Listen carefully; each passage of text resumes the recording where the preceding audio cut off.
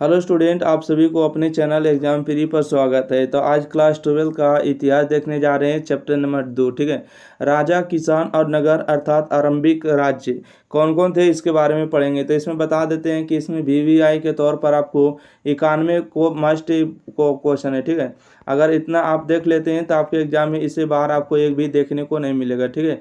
तो चलिए हम स्टार्ट कर देते हैं। वीडियो अच्छा लगे तो लाइक शेयर, चैनल को सब्सक्राइब करें। आपके लिए इतना मेहनत कंटेंट तैयार करने में लगता है तो जरूर सपोर्ट करिए एग्जाम फ्री को। इसमें आपको सारा कुछ डाल दिया गया है। ठीक है, पढ़िए। अगर चैप्टर नंबर 1 नहीं देखें तो भी जाके देख सकते हैं।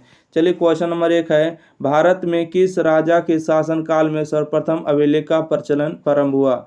अगर आप लोग को आंसर पता रहे तो कमेंट बॉक्स में 5 सेकंड के अंदर जरूर बताना है। भारत में किस राजा के शासनकाल में सर्वप्रथम अभिलेख का प्रचलन हुआ था अशोक के काल में। ठीक है, ऑप्शन नंबर इसका ए सही जवाब। अगला क्वेश्चन है कि निम्नलिखित में किसने ब्राह्मी और खरोष्टी लिपि का सर्वप्रथम अर्थ बताया था। ठीक है, ब्राह्मी और खरोष्टी लिपि का अर्थ बताने वाले पहले व्यक्ति थे जेम्स प्रिंसेप। ठीक है, इसका सही जवाब बी नंबर। अगला है कि किस लिपि का उपयोग करके अधिक अभिलेख प्रारंभिक अभिलेखों और सिक्कों में किया गया है ना। इसका सही जवाब बताएगा किस लिपि का प्रयोग करके सबसे अधिक आरंभिक अभिलेख और सिक्के में प्रयोग किया गया है। इसका सही ब्राह्मी और खरोष्टी लिपि। ठीक है, ब्राह्मी और खरोष्टी लिपि। चलिए क्वेश्चन नंबर 4 की ओर बढ़ते हैं। क्वेश्चन नंबर 4 में आपको पूछा गया है कि किस भाषा का प्रयोग अशोक के शिलालेख में नहीं किया गया। ठीक है, किस भाषा का प्रयोग जो है अशोक के शिलालेख में नहीं किया गया है। तो इसका सही जवाब होगा संस्कृत का नहीं किया गया। अगला है कि निम्नलिखित में कौन महाजनपद नहीं था। ठीक है, महाजनपद की संख्या आपको पता है कि 16 महाजनपद है ना। तो इसको में सबसे शक्तिशाली था मगध जनपद। तो इसका सही जवाब होगा पाटलिपुत्र जो एक महाजनपद में शामिल नहीं था। अगला क्वेश्चन है कि क्वेश्चन नंबर 6। ठीक है, क्वेश्चन नंबर 6 है कि बौद्ध धर्म के ग्रंथ को किस भाषा में रचना की गई थी। बौद्ध धर्म के ग्रंथ को किस भाषा में रचना की गई थी। तो 6 का सही जवाब होगा पाली भाषा में। निम्नलिखित में कौन महाजनपद सबसे शक्तिशाली था। ठीक है, मगध महाजनपद था। ठीक है, ऑप्शन नंबर इसका बी सही जवाब होगा 7 का बी। चलिए नेक्स्ट बढ़ते हैं। क्वेश्चन नंबर देखिएगा 8। कहते हैं मेघास्तिनी की शासक के दरबार में आया था। ठीक है, मेघास्तिनी की शासक के दरबार में आया था तो चंद्रगुप्त मौर्य के दरबार में आया था। ठीक है, मेघास्तिनी की प्रसिद्ध पुस्तक का नाम क्या है, इंडिका है। अगला है कि वह कौन पहला सम्राट था जिसने अपने अधिकारियों के लिए प्राकृतिक पत्थर और पॉलिश का संदेश लिखवाया था। तो कोई और नहीं था, शायद अशोक ही था। ठीक है, कौन करने वाले थे, अशोक ही था। अशोक एक कलिंग का लड़ाई लड़ते हैं 261 बीसी में, जो कि भयानक होता है। कलिंग किस राज्य में होता है, तो उड़ीसा में होता है। ठीक है, तो इसका चलिए अगला बात करते हैं। देखिएगा क्वेश्चन नंबर, देखिएगा क्वेश्चन नंबर 10। ठीक है, कहते हैं कि स्वर्णगिरी कहाँ स्थित है। ठीक है, स्वर्णगिरी कहाँ स्थित है। तो इसका सही जवाब क्या होगा। ठीक है, एक सेकंड थोड़ा सा रुकिएगा। देखिएगा क्वेश्चन नंबर 10 है कि स्वर्णगिरी कहाँ स्थित है। ठीक है, स्वर्णगिरी कहाँ स्थित है। तो इसका सही जवाब होगा कर्नाटक में स्थित है। अगला है कि प्रयाग प्रशस्ति की रचना किसने की थी। प्रयाग प्रशस्ति की रचना करने वाले थे हरिसेन। ठीक है, 11 का 20 सही जवाब होगा। क्वेश्चन अगला देखते हैं। क्वेश्चन नंबर 12 कहते हैं प्रयाग प्रशस्ति में किस देवता का जिक्र नहीं है। ठीक है, प्रयाग प्रशस्ति में किस देवता का जिक्र नहीं किया गया था। विष्णु का जिक्र नहीं किया गया, बाकी सबका किया गया। अगला है पाली भाषा में गहपति का प्रयोग जो है किसके लिए किया जाता था। पाली भाषा में गहपति का प्रयोग किसके लिए किया जाता था। तो छोटे किसानों के लिए किया जाता था। ऑप्शन नंबर 20 है जवाब। चलिए क्वेश्चन नंबर देखते हैं 14 नंबर। क्वेश्चन नंबर 14 हर्षवर्धन की जीवनी से संबंधित पुस्तक है। ठीक है, हर्षवर्धन से संबंधित जीवनी पुस्तक है हर्षचरित्र। ठीक है, अर्थशास्त्र के लेखक कौन है, विष्णुगुप्त, जिसको चाणक्य कहते हैं। ठीक है, अगला क्वेश्चन है कि किस भारतीय शासक को नेपोलियन की संज्ञा दी गई। ठीक है, किस भारतीय शासक को नेपोलियन की संज्ञा दी गई है। तो इसका सही जवाब यानी कि समुद्रगुप्त। ठीक है, समुद्रगुप्त इसका सही जवाब सी नंबर होगा। अगला क्वेश्चन है कि 16 महाजनपद में सबसे शक्ति महाजनपद कौन था। तो मगध था। ठीक है, अगर पूछेगा महाजनपद की संख्या कितना है तो 16 बताएगा। अगला 21 शिलालेख में अशोक के कलिंग विजय का उल्लेख किया गया। ठीक है, किस शिलालेखों में अशोक के कलिंग विजय का उल्लेख किया गया है। तो इसका बिल्कुल सही जवाब बताएगा 13वें शिलालेख। ठीक है, और कलिंग युद्ध का कब हुआ, 261 ईस्वी में कलिंग लड़ाई हुआ था। अगला है कनिष्क के राज्यरोहण की तिथि है। ठीक है, कनिष्क के राज्यरोहण की तिथि क्या हो गई। तो 18 का बिल्कुल सही जवाब 78 वर्ष ईसा, ठीक है। धम्मा महापात्रों में किसने नियुक्त किया था, ठीक है। धम्मा महामात्रों में किसने नियुक्त किया, तो 19 का सही जवाब अशोक ने किया, ठीक है। अगला है कि अशोक किस वंश के शासक थे, तो आपको पता होगा चंद्रगुप्त मौर्य का बेटा था बिंदुसार, बिंदुसार का बेटा अशोक था, मतलब कि मौर्य वंश से संबंधित है, मौर्य वंश, ठीक है। ऑप्शन नंबर ए सही जवाब। अगला क्वेश्चन है प्रयाग प्रशस्ति की रचना किसने की, तो अभी पता बताए थे हरीश ने किया, ठीक है। अगला क्वेश्चन है मौर्यकालीन टकसाल का प्रधान कौन था, ठीक है। मौर्यकालीन जो है टकसाल का प्रधान होता था लक्षण अध्यक्ष, ठीक है। ऑप्शन नंबर डी सही जवाब। रजत रानी की लेखक कौन है, तो रजत रानी की लेखक कलाहन होगा, ठीक है। अगला क्वेश्चन देखते हैं, क्वेश्चन नंबर 24 अर्थशास्त्र और इंडिका से संबंधित अर्थशास्त्र और इंडिका से किस वंश के विषय में जानकारी मिलती है, तो चंद्रगुप्त मौर्य के मौर्य वंश के बारे में जानकारी मिलती है, ठीक है। किसके बारे में जानकारी मिलती है, तो मौर्य वंश के बारे में जानकारी मिलती है। चलिए, तो इसका ऑप्शन नंबर ए सही जवाब लगाइएगा, मौर्य वंश। अगला है कि पतंजलि के महाभारत से हमें जानकारी मिलती है, ठीक है। पतंजलि के महाभारत से हमें किसकी जानकारी मिलती है, तो इसका सही जवाब होगा प्राक मौर्य काल के बारे में। अर्थशास्त्र के लेखक कौन है, तो अर्थशास्त्र के लेखक हो जाएगा कौटिल्य, विष्णुगुप्त, चाणक्य जिसको भी कहते हैं, नाम उसका है, ठीक है। अगला क्वेश्चन है वज्जी के सामाजिक ग्रंथों में कहा गया, ठीक है। वज्जी को सामाजिक ग्रंथों में कहा गया है, तो गणराज्य कहा गया। अगला है फूट डालकर विजय प्राप्त करने का कार्य सर्वप्रथम किस राजा ने किया था, फूट डालकर विजय प्राप्त करने का सर्वप्रथम किस राजा ने किया था, तो इसका सही जवाब अजातशत्रु ने किया, 1 नंबर सही जवाब होगा। अगला क्वेश्चन है जीविका वैद्य किस वंश के काल में था, ठीक है। जीविका वैद्य किस वंश के काल में था, तो 29 का बिल्कुल सही जवाब लगाइएगा हर्यक वंश का था, ठीक है। जीविका वैद्य किस वंश के काल में था, हर्यक वंश के काल में था।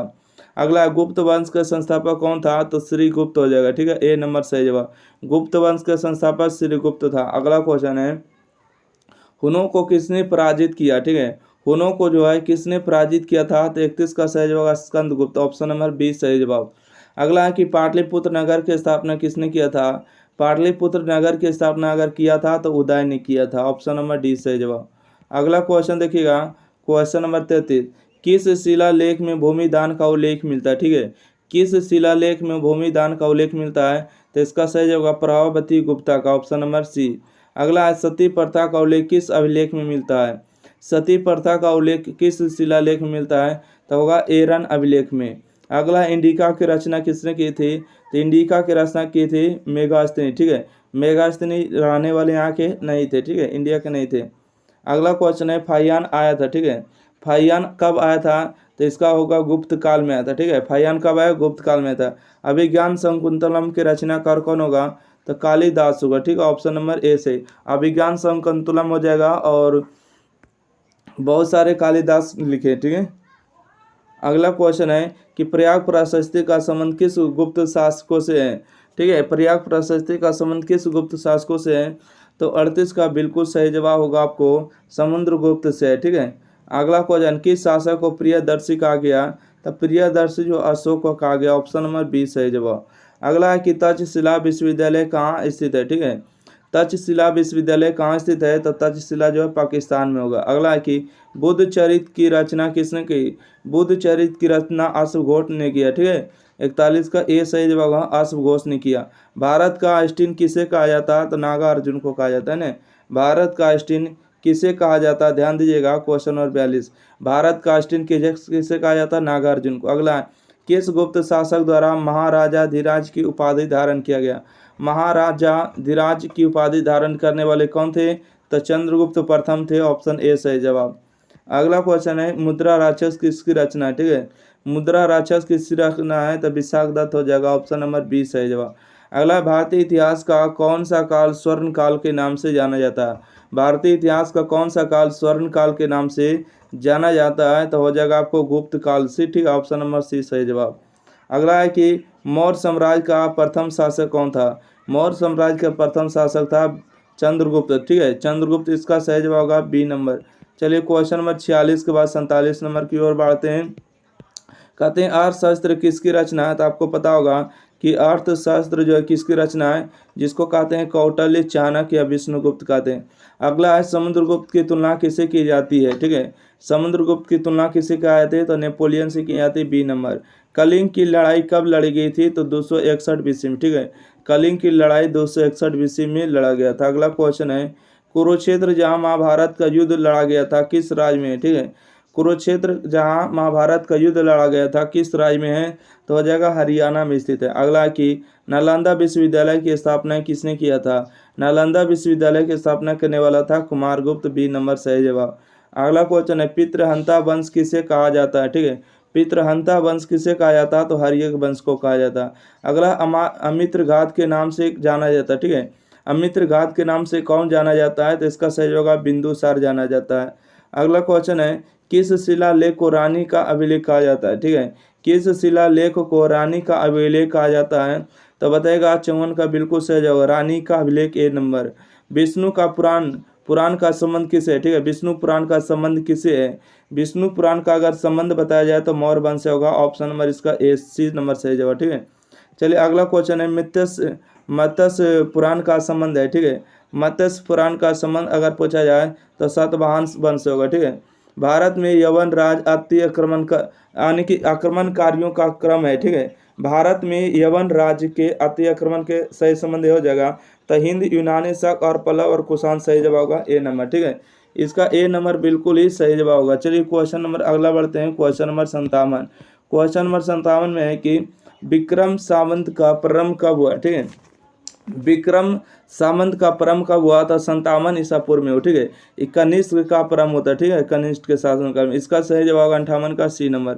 अगला शक सावंत एवं विक्रम सावंत में कितने समय का अंतर होता है, तो अंतर होता है 136 का, है ना, ए नंबर से 136 वर्ष का अंतर होते हैं। अगला क्वेश्चन है कृषि करने योग्य भूमि को कहा जाता है, ठीक है। कृषि करने योग्य भूमि को क्या कहा जाता है, तो कहते हैं वसा करने योग्य भूमि कहा जाता है, ठीक है, ऑप्शन नंबर सी सही जवाब। अगला यात्रियों का राजकुमार किससे कहा जाता है, तो यात्रियों का राजकुमार कहा जाता है ह्वेनसांग को, ऑप्शन नंबर ए सही जवाब। अगला क्वेश्चन है हर्षवर्धन और पुलकेशिन द्वितीय के मध्य किस नदी के तट पर जो है युद्ध हुआ था, ठीक है। हर्षवर्धन और पुलकेशिन द्वितीय के मध्य किस नदी के तट पर युद्ध हुआ था, तो नर्मदा नदी के तट पर, ठीक है। अगला है सदानीरा किस नदी का प्राचीन नाम है, तो सदानीरा जो है गंडक नदी, ठीक है। आपको पता है कि सदानीरा गंडक नदी पटना की तरफ आती है। अगला क्वेश्चन है फूट डालकर विजय प्राप्त करने का कार्य सर्वप्रथम किस राजा ने किया, ठीक है। मतलब फूट डालकर विजय प्राप्त करने का सर्वप्रथम किस राजा ने किया था, तो 64 नंबर का बिल्कुल सही होगा अजातशत्रु ने किया था। अगला कि जीविका वध किस वंश के काल में था, ठीक है। जीविका वध किस वंश के काल में था, तो मौर्य वंश के काल में था, ए नंबर सही जवाब। 65 जीविका वध किस वंश के काल में था, तो हर्यक वंश के काल में था, सी नंबर मारिएगा, ठीक है। अगला क्वेश्चन देखते हैं, क्वेश्चन नंबर 66। अपने स्वयं के खर्चे से सुदर्शन झील को मरम्मत किसने करवाया था, ठीक है। अपने स्वयं के खर्चे से सुदर्शन झील का मरम्मत कराने वाले कौन थे, तो रुद्रदमन था, ऑप्शन नंबर सी। पाटलिपुत्र नगर की स्थापना उदय ने किस नदी के संगम पर की गई थी, ठीक है। पाटलिपुत्र नगर की स्थापना उदय ने किस नदी के संगम पर की गई थी, तो इसका सही जवाब देख लेते हैं ऑप्शन के अकॉर्डिंग, तो इनमें से सभी हो जाएगा, ठीक है। गंगा नदी भी, सोन नदी भी, पुनपिन भी, तो इन सभी नदी के संगम पर किया गया था, ऑप्शन नंबर डी सही जवाब, ठीक है। अगला यूरोप का समुद्रगुप्त कौन था, ठीक है। यूरोप का समुद्रगुप्त कौन था, तो इसका सही जवाब नेपोलियन था, ऑप्शन नंबर बी सही जवाब। अगला भूमि अनुदान से संबंधित प्रथम अभिलेख प्रमाण किस काल से संबंधित है, भूमि अनुदान से संबंधित प्रथम अभिलेखनीय जो है प्रमाण किस काल में है, तो इसका सही जवाब होगा सातवाहन के काल में, ऑप्शन नंबर बी सही जवाब। अगला क्वेश्चन देखते हैं, क्वेश्चन नंबर 70। 1510 ईस्वी में सती प्रथा के सच वाला प्रथम अभिलेख कहाँ मिला, तो मिलता है एरन अभिलेख में, ए नंबर।